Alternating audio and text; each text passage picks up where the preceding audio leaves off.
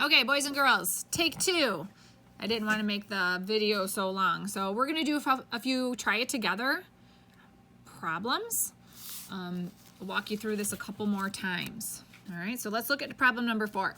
Okay, the proportion here is 3 to 8. Okay, 3 to 8 as 18 is to k. So will the value of k be greater than or less than 18? Well, it's going to be greater than. Why is that? Well, because the denominator of 3 to 8 is greater than the numerator in the equivalent ratio. So 3 is smaller than 8, okay? Or I'm sorry, 8 is larger than 3. So this mystery number here that we're going to solve for will also be greater than the numerator, right? So let's find out if that is going to happen. So in this equivalent ratio, the denominator is going to be greater. So what's the first step in solving this proportion? Well, we're going to cross multiply. We're going to write an equation using cross multiplication. I'm going to use my green marker. And I am going to make a crisscross so I know what numbers go with what. Okay? All right, my first thing I'm going to do is I'm going to multiply together 3 and k. Well, I can't really do that, right? But I can combine them so they're like right next door neighbors like that. Oh, I'm going to use my purple. Sorry. All right. Now I'm going to, on this side of the equal sign, I'm going to multiply my 8 times my 18. Okay? If I don't know what 8 times 18 is right off the top of it, I don't know my 18 multiplication facts, do you? 18 times 8, can you see that? It's 144, all right? So, I'm going to drop down my 3k here. So they're asking us to solve for k. This really means multiplication when I have a number next to a variable, so I'm going to do the opposite. So I'm going to drop this all down. All right? I have to solve for k, so I'm going to divide 3 to both sides. My 3's are going to cancel out, so I'm only left with k on this side, and then 144 divided by 3 is going to be 48. All right, so if I entered this into my calculator, I'd enter my numerator first, divided by 3 equals 48. Can you see that? Kind of zoom in. There we go. All right. I'm going to do another one with you. I'm going to do number 5.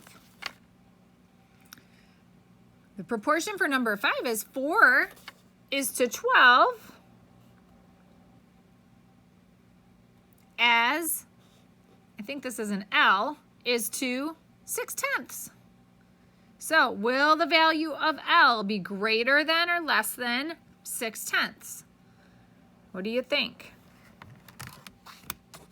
It's going to be less than, okay? Why is it going to be less than?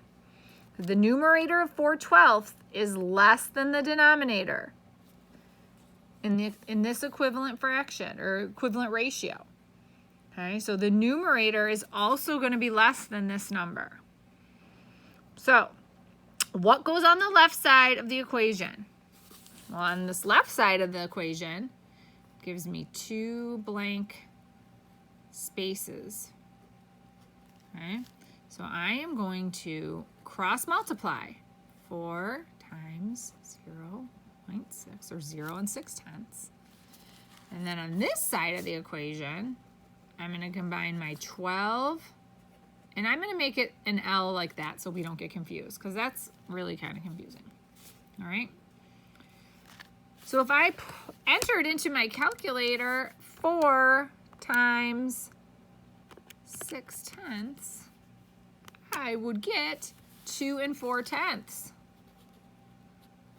And I'm going to drop down my 12L. I'm going to drop down my 12L. I'm going to do the opposite of what they're telling us to do. I'm going to divide 12 to both sides to get my L alone, because I'm solving for L. This is going to cross out, and I'm going to divide. I'm going to enter into my calculator. 2 4/10 divided by, can you see that? 12.